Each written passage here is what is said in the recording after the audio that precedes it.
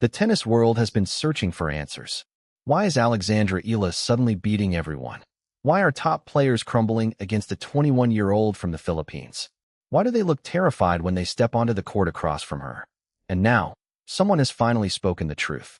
Someone who knows firsthand what it's like to face the Eala storm. Leylah Fernandez, the 2021 U.S. Open finalist. The woman who has shared the court with Eala, the half-Filipina-Canadian who understands the pressure, has revealed the secret that the tennis establishment has been desperate to figure out. And her words have sent shockwaves through the sport. She didn't just describe Eala's game. She described the fear, the intimidation, the helplessness that players feel when they realize they're facing someone who simply refuses to lose. Fierce and fearless, she called her. A great player who plays with elegance and intensity. But there was something else in her voice. Something that revealed the truth that every player on tour is thinking, but few are willing to say. They are afraid of Alex Eala. Welcome to RallyVerse. Today, we break down the bombshell comments from Leylah Fernandez, the reasons why players fear facing Eala, and the secrets behind the Filipinas' rise. The tennis world is stunned, and the truth is finally out. Leylah Fernandez didn't hold back. When asked about Alexandra Eala, the half-Filipina-Canadian offered words that were both admiring and revealing. She described Eala as fierce and fearless. She called her super kind and an amazing person. She praised her for playing with elegance and intensity. But the tennis world read between the lines. Because the words that Fernandez used were not the words of someone describing a run-of-the-mill opponent. They were the words of someone describing a force of nature. A player who inspires fear. A player who makes opponents uncomfortable. A player who has evolved from a promising talent into a true nemesis. Slowly but surely, our Filipino tennis star is becoming a force on and off the court, one analyst wrote. There was a time when many players wish it was Alex Eala on the other side of the tennis court they are facing.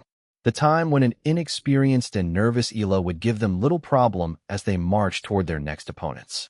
The time when Eala was just a statistic in their win column. Well, those days are possibly gone. The 21-year-old Filipino star has become a nemesis. She has perhaps become someone they would not wish to play early, or even late in the draw. Fernandez's comments confirmed what many had suspected. Eala had become a feared opponent. But the question was, why? What was it about Eala that made top players tremble? What was the secret behind her rise? Fernandez had the answers. Fernandez knew from personal experience. She had faced Eala twice in 2026, and the results told the story of a player who had transformed into a relentless competitor.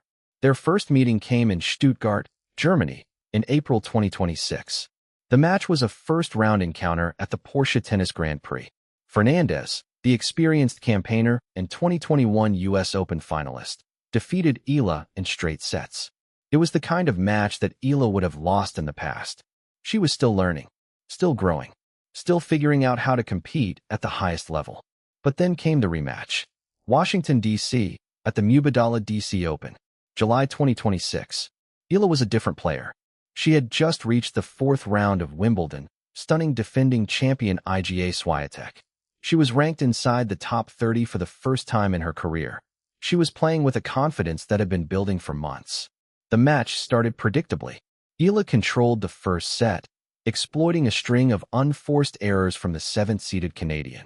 She took it 6-2. Fernandez, who had beaten Eala in Stuttgart, looked ready to force a decider when she surged ahead 5-1 in the second set. But then something happened.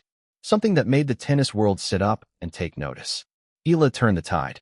She won 5 straight games to move ahead 6-5. Fernandez held serve to force a tiebreak, but Eala raced to a 3-0 lead, set up 5 match points with a sharp cross-court forehand, and needed only one. The 6-2, 7-6, 7-1 victory was Eala's revenge. It was a statement. It was a declaration that she was no longer the nervous teenager who could be pushed around. She was now the one doing the pushing. Both wins were revenge victories, one analyst noted. Qingwen had taken out Eala in the semifinals of the Asian Games in 2023, while Fernandez ousted the Filipino in Stuttgart, Germany, last April. Eala's ability to get revenge against former conquerors had become a trademark.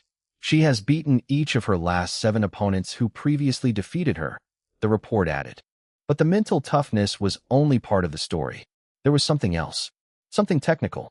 Something that even the best players in the world struggled to handle. Andy Roddick, the former world #1, had identified it. During an episode of his Q and Andy podcast, Roddick explained what made Eala so difficult to beat. It's Eala's ability to crush the next ball if you don't square up that return, he said. I was a returner who had a hard time creating pace on a slow second serve.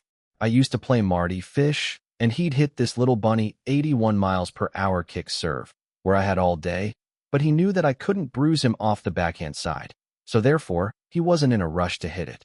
Roddick continued. The difference is, it's not just making the serve or hitting a good return. It's that against Eala, if you don't square it up, she's able to hit that middle ball, both directions, with pace, on the next shot. It was a devastating combination. A slow serve that lulled opponents into a false sense of security, followed by a crushing forehand or backhand that punished even the slightest mistake. Iga Swiatek had experienced it firsthand at Wimbledon. After losing to Eala, the defending champion made a revealing comment. It was tougher mentally for me to accept these missed returns from the slow serves. I've got to say it's much tougher to return a serve like that than a normal serve. Even though it's super slow and people might think it's easy to return that, it's quite the opposite. Roddick didn't believe other players could replicate Eala's success with the slow serve. You can't take someone who doesn't have Eala's ball striking ability or ability to hit directionally to the corners and say, I'm going to serve slower against Iga Swiatek. Welcome to your death, he said. That's not the way it works. It's being able to create enough pace to offset what Eala's trying to do on that next ball. The combination of Eala's slow serve and elite ball striking had made her a nightmare for opponents, and it had helped her climb the rankings. But the technical prowess was only part of the equation. The real secret to Eala's success was mental.